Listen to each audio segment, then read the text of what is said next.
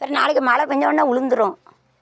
அதுக்கு தான் சொல்கிறேன், செய்ததை கழுத சிமெண்ட்டு இன்னும் கொஞ்சம் நாளும் போட்டுக்கோங்க. போதுமா சிமெண்ட்டு? அந்த மண்ணுக்கு அப்படி சிமெண்ட்டை போடுங்க.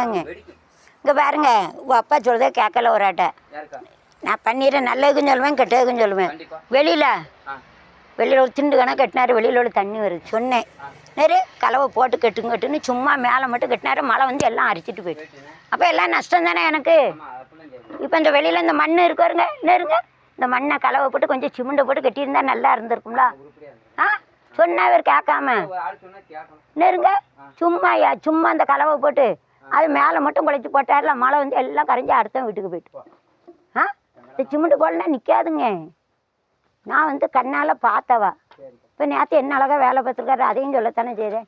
ஒரு ஆள்கிட்டையும் தப்பையும் சொல்லுவேன், ரைட்டையும் சொல்லிப்பேன். பாரு இவனால் வேற எவனையே திட்டிட்டேன். அவன் வந்து ஆமாம் இல்லை, இப்போ வேற ஆளுக்கெல்லாம் போயிட்டு நீங்கள் அப்போ என்ன நம்பரு எனக்கு டென்ஷன்லாம் அடித்தாருன்னா வேறவனை பிடிச்சி. ஏன்னா நேற்று சொல்லுதே கேட்கணுமா இல்லையா? எனக்குலாம் நஷ்டம். இது கேட்டால் எவ்வளோ நஷ்டப்பட்டுருக்கேன் தெரியுமா? எத்தனை கல் விழுந்து நேரு ஒருத்தன் மேலேருந்து விழுந்து 5000 கொடுத்து நான் காப்பாற்றிருக்கேன். தெரியுமா உங்களுக்கு? தெரியுமா? மேலே பழக்கம் விரிச்சுக்கிட்டு ஆடிக்கிட்டு ஒரு தடிங்க விழுந்து 5000 கொடுத்து பிழைச்சிருக்கான். எனக்கு என்ன தலையெழுத்தா? நான் கூட வழி விழுந்தேன் கேளுங்க. நான் கூட வழி நெருங்க பைசா இல்லாமல் நான் கூட வழி இழுத்து ஆஸ்பத்திரி போகல. எனக்கு மாரியம்மா இந்த வேப்பிலையை தின்ட்டு கிடந்தேன். அவன் அடுத்தவன் மொண்டாட்டி, அடுத்தவன் புரிச்சா, அடுத்தவன் பிள்ளைகளை வயிற்றுல அடிக்கணும் 5000 செலவழிச்சு காப்பாற்றி வச்சுருக்கேன். நீ விழுந்தானாக்கு நானே செய்வேன்.